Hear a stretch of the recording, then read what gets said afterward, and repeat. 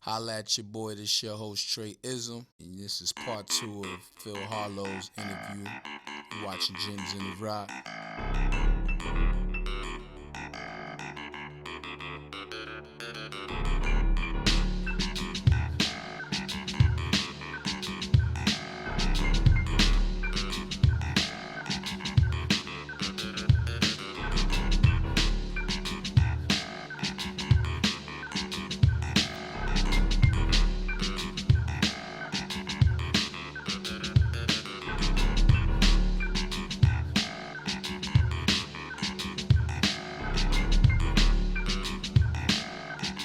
High school when we was there.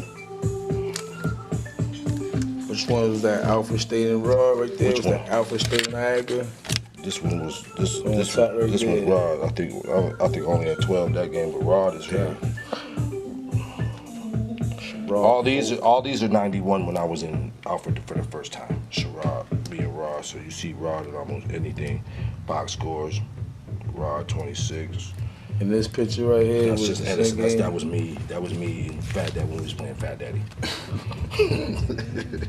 I want to say is that Fat Daddy right there. I think his name, one number was at 42. Y'all was home. He was at home. You see this clock says 2 seconds left. Nigga had to get that. Right. They was winning at first. They was winning 1914. We came back and got in that ad. But that one with the 3-1, that 3 my record night. The nigga should not never forget. Now that record night was done in high school? Yeah. 9 for 9. That's still a state record. 9 too. for 9. That's a state record too, nigga.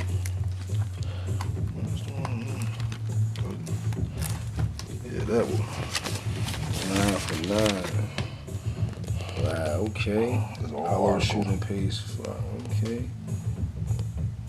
That's gangster. What was you feeling by your 8th shot? You was like, I'm gonna shoot zone, this to be knife honest with shot. you. I wasn't even thinking about it. It was something in my grandmother to be and not to say nothing. This is on a spiritual level. Like my grandmother was there at this game, and my grandfather. And before we left the house, my grandmother said, "I want you to have 29 points." I've never had 20 points in high school. It was always like 19, 17, 19, 18. Never had, never touched 20. Never had a dub. This night I didn't even have a dub. I had 31. Wow. But my grandmother asked for 29. So my dad was like, we just want him to have a good game. You know what I'm saying? Yeah, no pressure. But my grandmother said that. So in the back of my mind, I knew, I was like, how am I going to satisfy my grandmother? And I was just like, by the grace of God, I was able to have that memorable night like that. That was that same night. So it meant a lot to me to have it. Wow, just gunning. Another soul rest in peace, 'cause she was there. She was like, baby, I want you to have 29 points. And I gave her 31, so. This one right here, who That was just acknowledging me and Stu, because McQuaid beat us. Mike Montesano and Ten Nail and bust his ass. They bust our ass too. But he went to Siena. That was the backcourt. We was the number 2 rated backcourt behind Mike Montesano and Ten Nail. But you couldn't stop him. wow. And this one right here is the scheduled help robberies to top. Oh, that's when I went Division III. You know what I'm saying? I got recruited out of the Empire State Games, and they gave me a little bit of money, so I went. They gave me You like, played even Division III? Yeah, this is the youth. Okay. Yeah, I had 19, 7 is 9. After the outfit? After Alfred, right? What was your after outfit years like, getting back into shape? But you know. After it was only 97. I went there in 1999, so it was like 2 years later. That's what's up. So you got 19-point game over here. 19-9. Don't forget the 9 assists and 7 rebounds. 19-9 and 7. That's what's up. Going down. Years after Alfred. Now, you speak of your father. What was it like, watching his, his journey in basketball? And what was it like? Could you share some of his accolades and run it down?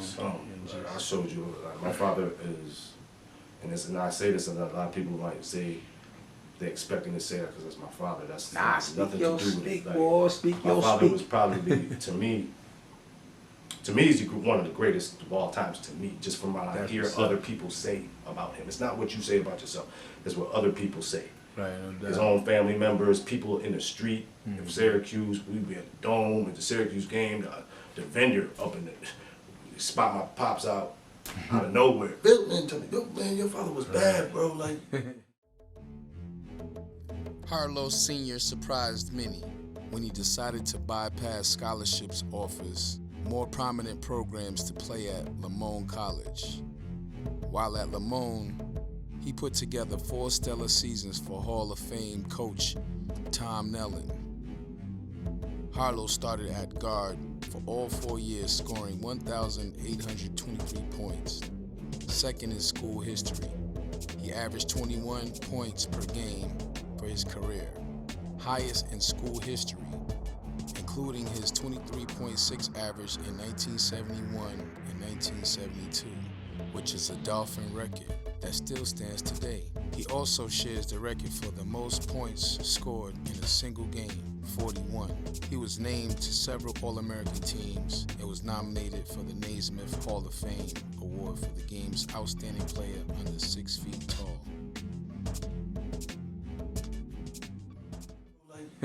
Like, so, and then seeing and being around, seeing him get the accolades and the awards and the Hall of Fame inductees that he did, and just having a better respect for actually what he actually did in high school and college in 8 years. I was played longer than that, but what he did in 8 years is very impressive to me, just as a basketball fan and as as someone who wanted to play basketball at a high level. Like my father was a little bit of a different breed of individual, and I tried to pull a lot from him.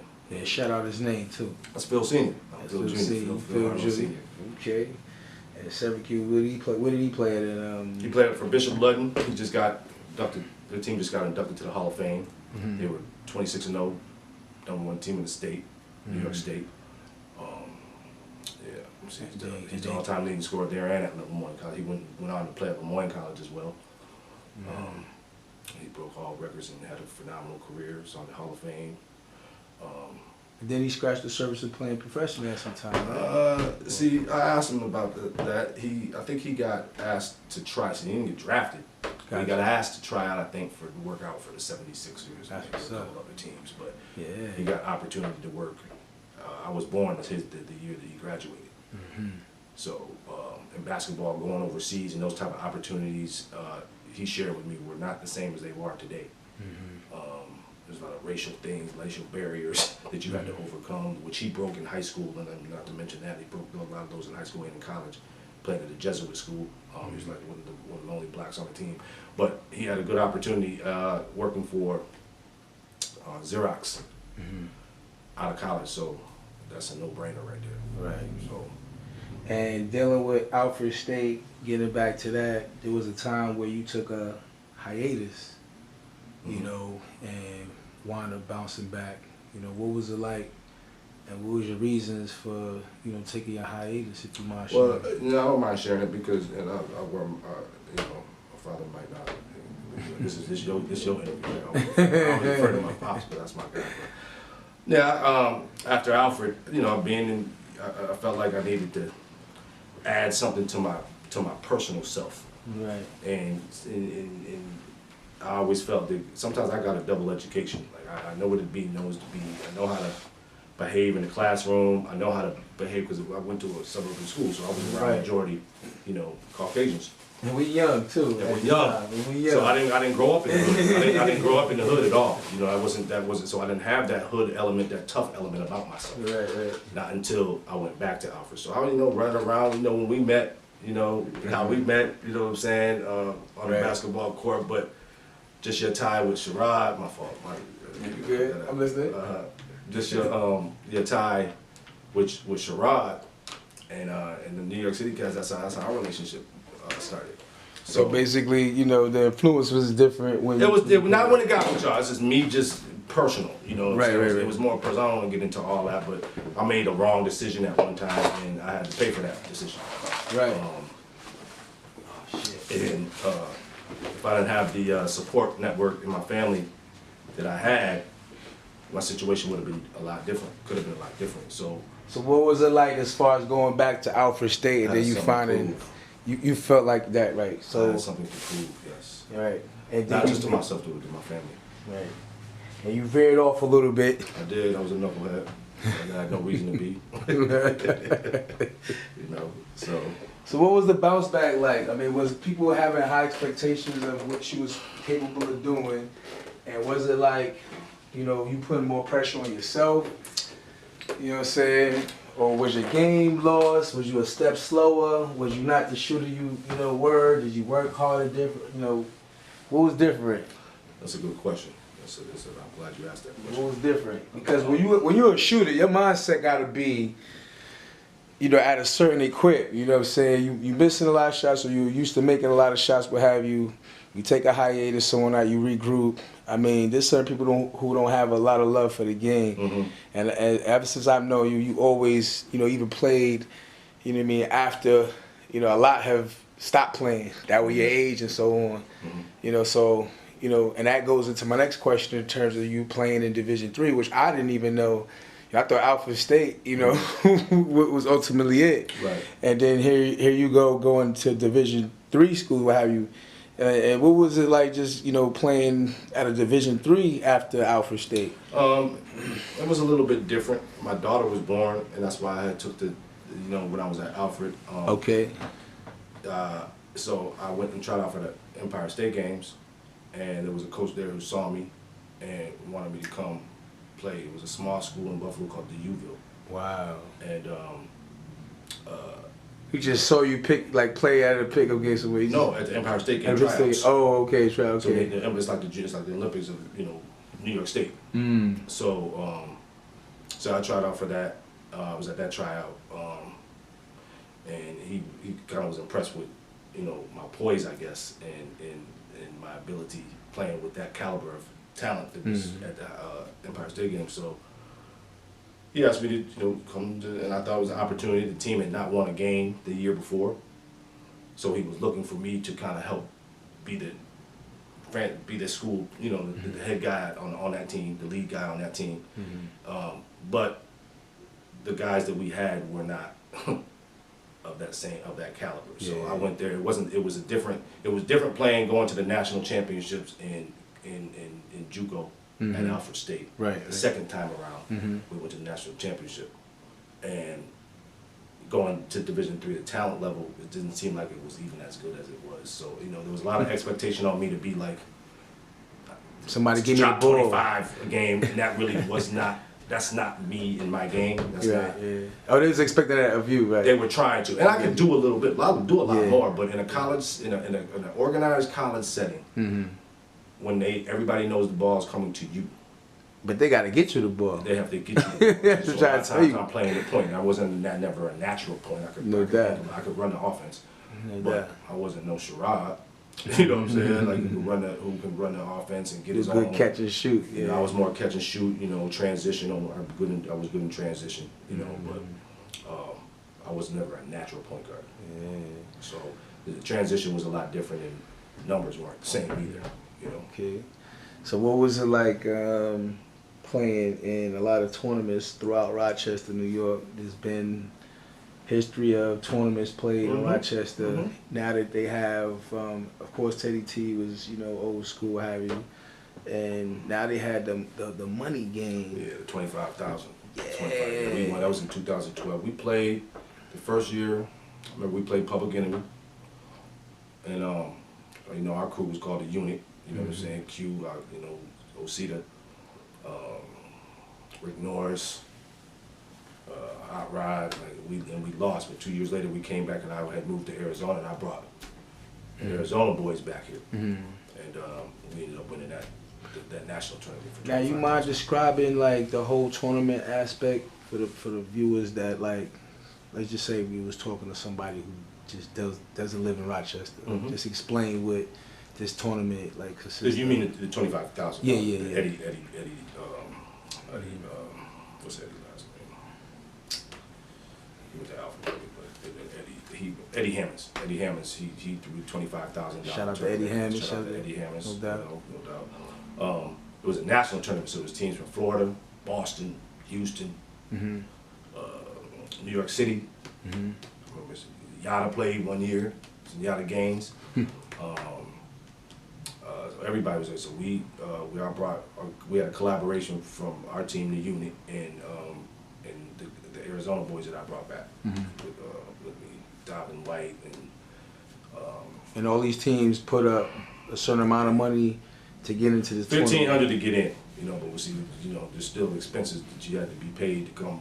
That's where we was coming from. All kind of stuff, right? So plane tickets, for a team. Yeah, I was coming not to lose, basically. No, we weren't coming to lose, and that's another thing. Like, I don't, not to brag, but I being around the game and being coached and brought up by real ball players, and real coaches. System I know what the system we needed in this era, particular environment. And I was still playing to be able to go out of town, come back here, because I know what Rochester is. But I know these teams from out of town. I knew that no disrespect to any other team from Rochester, but I knew nobody else was going to beat us. Right. Nobody from Rochester was going to beat us. During that. Nobody from Rochester was going to beat us. Shout out to the Rock, but no disrespect. But so who'd y'all play with in the championship? Who y'all played Boston. I played against Boston. It was in the Blue Cross Arena. And what was your first? Before we get there, who was your first Rochester team that y'all bumped up? We didn't. Can you remember? Y'all didn't get to play that? Brian and them. We played Brian. I think it was Jack Leisure and them. We think it was our first game. Mm-hmm. We bumped off like 3 Rochester teams. Right. Brian and Boone and those guys. Shout out to them, phenomenal players as well. Brian, I remember Scott. I think Scott Fish was playing one year. Not that tournament particularly, but it was another tournament I think they had in East. Sal Rizzo. You talking about the Sal Rizzo team? Yeah, that tournament was crazy. Yeah, we won that the very last year. Okay. Cheryl Rizzo had it. Right. So what was that tournament like? That was a memorial tournament for her father, Sal Rizzo, who coached at East. Mm-hmm. Legendary coach at East. Right. All the players who played for East know who Sal Rizzo is. Yeah. And so she ran a tournament for a couple of years in honor of him. Mm-hmm. Sal Rizzo Memorial, and it was always at East High School. Everybody came out to play. Man. Everybody did it. You're right, absolutely right. Yeah. Everybody came out to support. So it was good. The very last year that she had it, that we ended up winning it. Wow. Can you remember? I had some dog. I got Lazar Sims with me, Damone Brown. Yeah, Z with you there. Yeah, any other tournaments outside those two that you want to speak of? No tournaments. Those were during our prime. I moved to Arizona. Mm-hmm. I did get a lot of respect. I have to shout out Arizona because I was out there for 10 years. I played in the LBA and the CBL out there, and I gained a lot of respect, a lot of accolades that I never really got here. Right. Going to Arizona. Felt more comfortable? Yes, it was more comfortable. My game, I was a grown man now, you know what I'm saying? So, and I was still in shape, and I still started getting my MVPs and stuff like those. So those things, and then the respect came, and this is more Latin people. Right.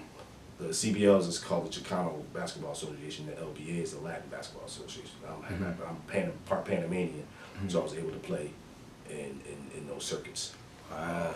So that playing there, I was able to satisfy some of the goals that I probably wanted, personal goals, not for anybody else, but just personal goals for myself to see if I could still play in it. If I was, how broad my game how far my game had come from being a youngster, not being able to do anything, to be able to put everything together and be able to be a full, complete player. Because when I was out there, I usually played the point for the teams. But I know how to play the point. Playing the point, you get everybody involved. It's pass first, and that's easy. You know what I'm saying? My point guards want to come down and shoot first, and that's not what a point guard is supposed to do. So I earned a lot of respect from my peers, players, and players from all over the Southwest California, all over Mexico, California. They showed me a lot of respect and love, and I appreciate that. I appreciate that a lot. What was it like, changing your shot? You told me earlier that you used to shoot from my hip, your hip up, strong enough. And I heard some other shooters' stories like that. I believe Stephen Curry used to have that issue as well. Absolutely.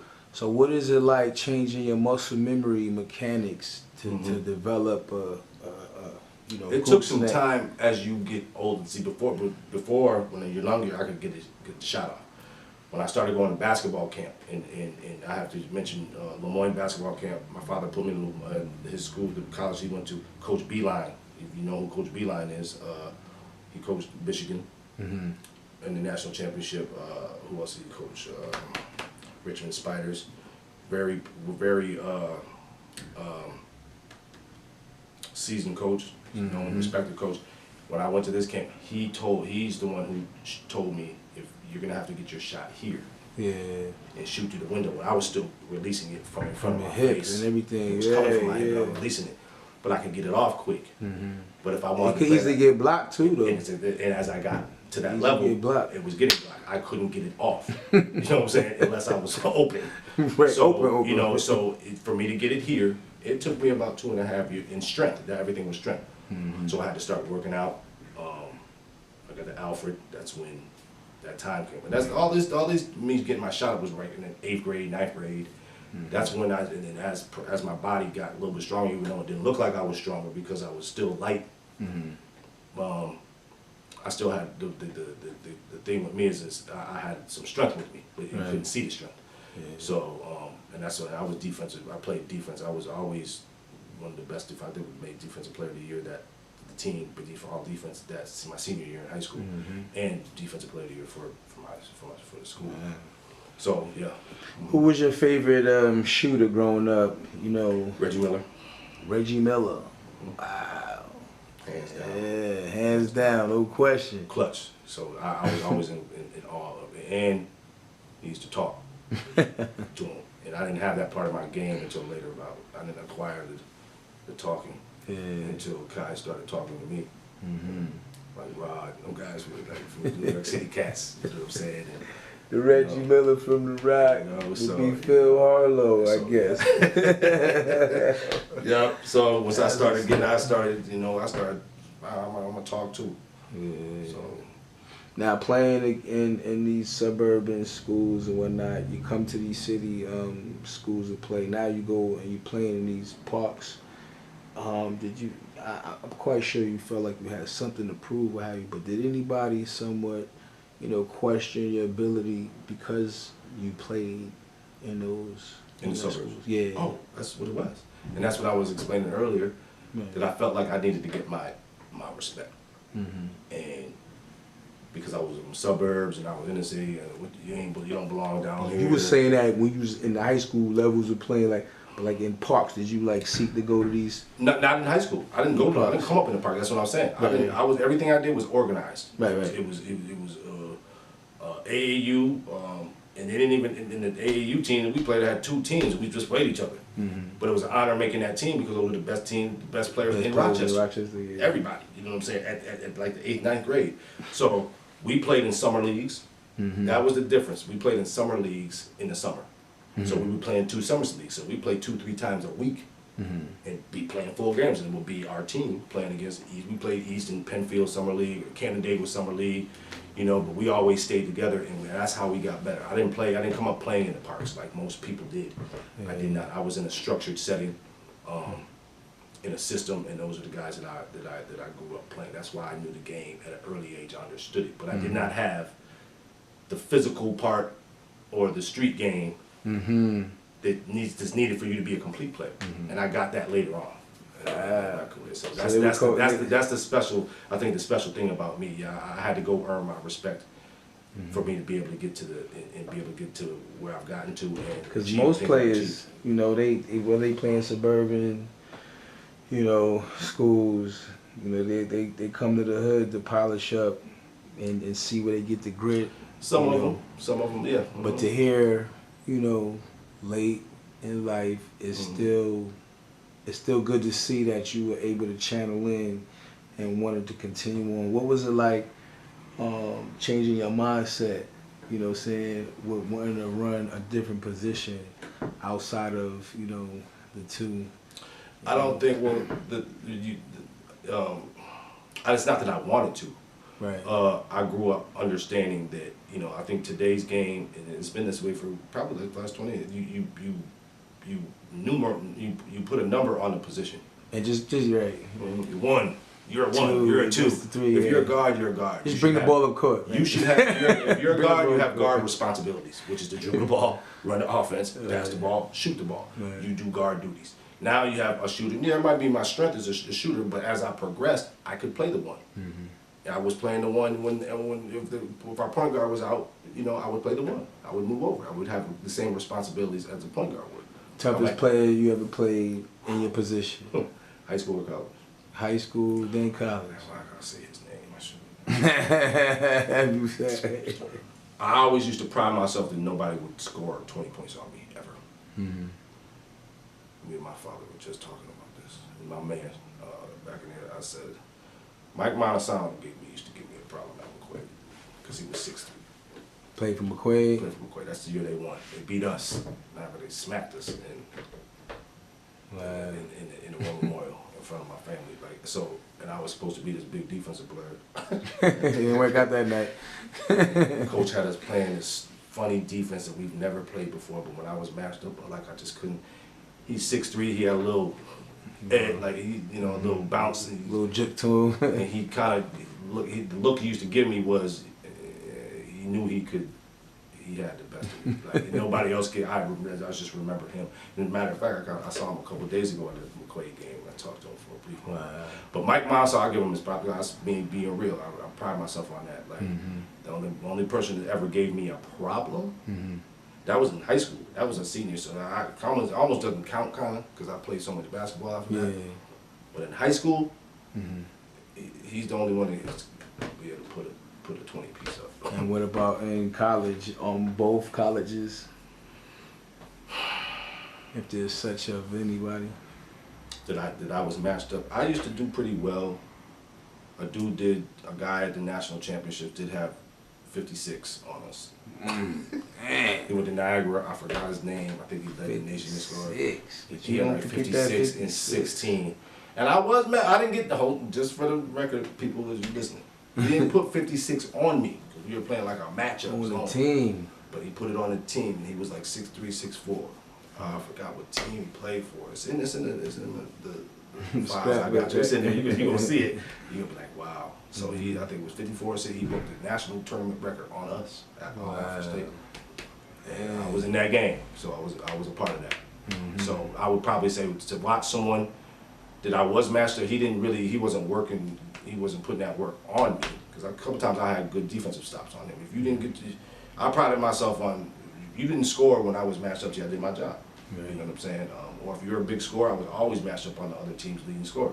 My job is you average 20. I'm trying to keep you under 20. That's what I do. So today, what is your attachment to basketball now? What is your glue to basketball now? Glue it always will be. It's a part of who I am as an individual. Do you play still? You coach? I still play. I was in Arizona. I was the director for one-on-one basketball for all of Arizona. Okay. So I coached. I trained. I was still training before I moved from Arizona a couple weeks ago. I got an opportunity with the Miami Heat or with the University of Miami basketball coaching staff. That's why I moved down to Miami. So yeah, coaching, reffing. I was for all of Arizona, so I was in school districts. All the school districts hire coaches to run basketball programs, other sporting programs as well. But I was a director of it, and I did my own coaching on the side, and I still played. So. So I always had a tie, and then moving forward in our future, I have this opportunity. If it works out, that'll be a blessing for me and a dream come true to be able to be on a coaching staff with one of those entities. Is your father still? What's his attachment to? No, really. He's like I said. As far as him gaming, like how is he absorbing basketball of today? The NBA, how they play today. Talented, they're very talented. They're way more talented. Yeah, they're very more talented, but there's a mental toughness that is not the same as it was back in that day. I think every generation can speak on that. Even our generation would say the mental toughness is not the same. My father was like, you guys weren't as tough as we were, and I have to agree with that. Do you and your father more agree or disagree about the state of basketball of today? Agreed. We agree about it. As far as the state is basketball, because I feel like I have my foot in 3 generations of basketball. And I understand where my father's generation and his brothers and his family and how great they were and what they had to go through during the time. And the time was different in the 50s and the 60s. And there was a lot of racial barriers that had to be broken in and out of school. And In that era, that a lot of kids you don't deal with that. You don't know what that pressure was like. You don't know what it means to have police escorts going to the game and stuff like that, and still having the lights being on, and you still performing at the highest level that you could play at.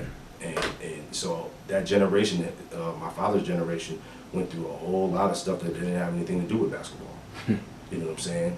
You know, so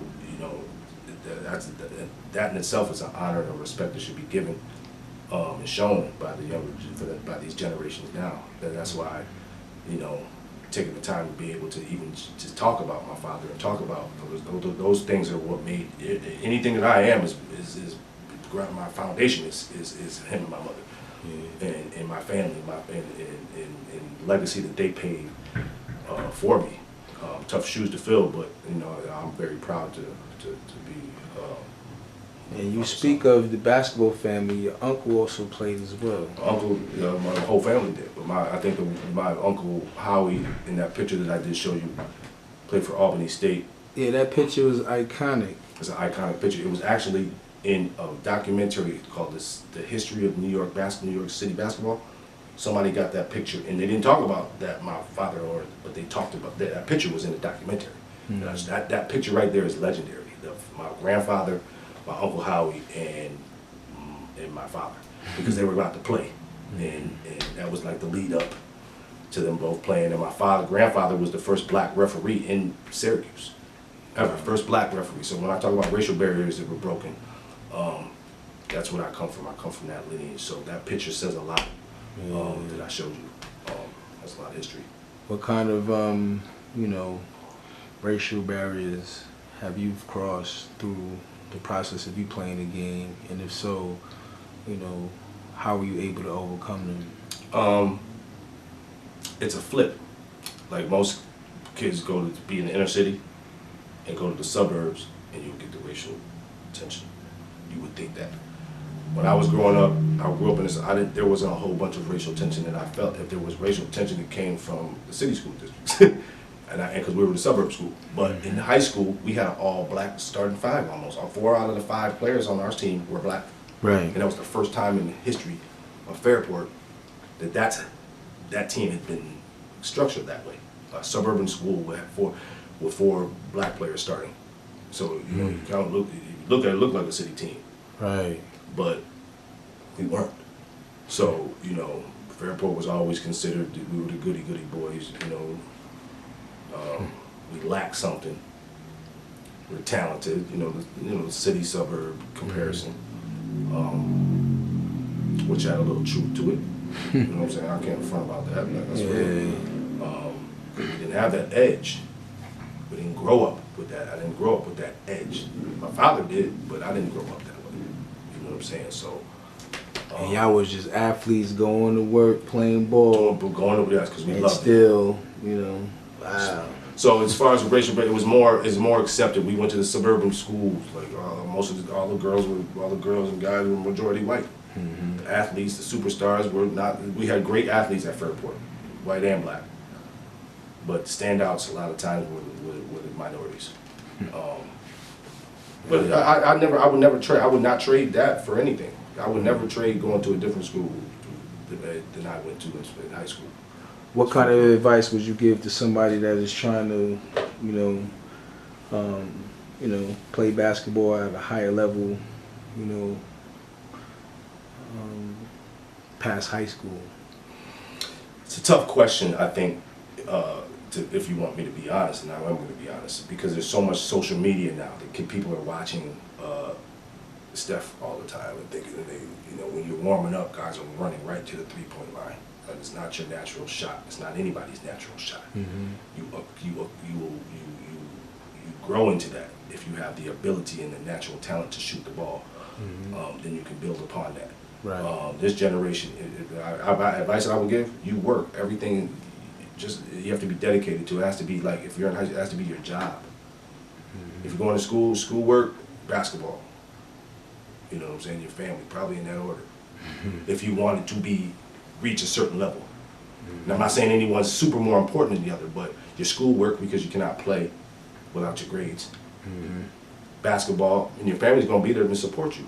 they should. If you come from the household, like, and I was privileged. I came from a privileged situation, and I'm very grateful for that. And, you know, I don't look down on anybody that. So that's probably why I try to. I'm involved with certain things because I want to be able to. I don't want to come across like I was ever better than anybody, because I'm not, and because I had a better situation for myself than my mother and my father provided for us because of the situation they come out of. You want to provide better for your kids. That's the goal. That's what life is. That's what growing is. But you don't ever lose sight of where you came from. You know what I'm saying? So I've learned all these things have been instilled in me.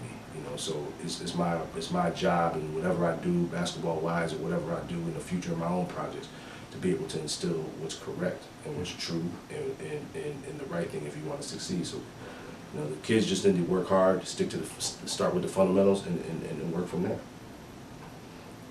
You watching Gems in the Rock, Phil Harlow. Thanks for your time, bro. You already know. Salute. Appreciate you, no doubt.